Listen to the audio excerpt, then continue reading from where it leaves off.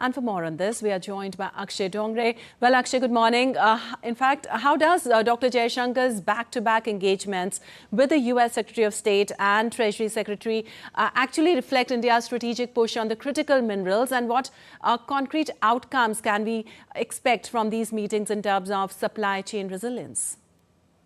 Well, Lipakshi, one thing that the world has learned as far as the 21st century is concerned is that semiconductors, advanced manufacturing, and all of these, advanced technologies will require critical mineral at some point in time. To ensure that the entire world, especially the biggest economies, are trying to ensure that dependency is cut off from a few countries that the world has right now as far as these resources are concerned.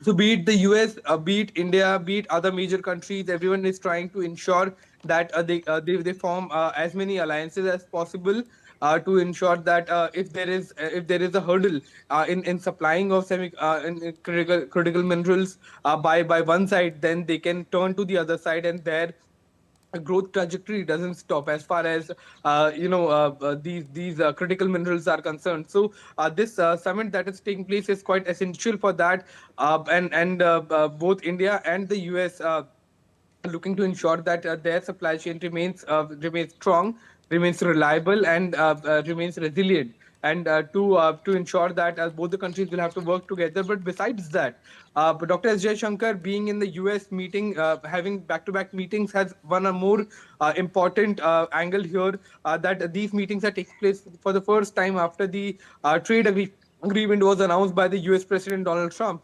And it seems that the presence of India's External Affairs Minister is also quite useful to iron out all the modalities, iron out all the fine print of the trade agreement before both the countries can go ahead in that direction.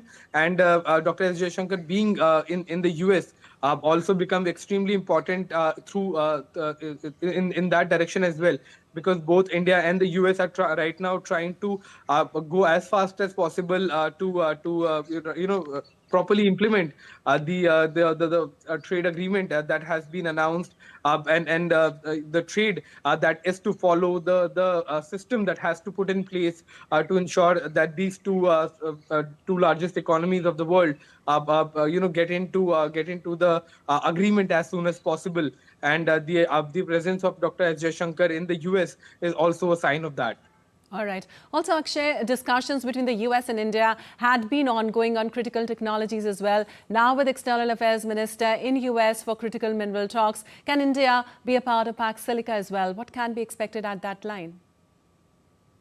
Well, so much has changed, Lipakshi, in the last 72 hours. We have seen that from no deal to an entire deal Yes. announced between these two countries, and so a lot is changing at a very rapid pace. So India being part of Pax Silica is quite a small thing as compared to that, because if the two countries can actually get into the trade agreement, then the semiconductor and the critical mineral initiatives that have been taken by the US are not a big hurdle, I would say. All right. Thank you so much, Akshay, for all that information.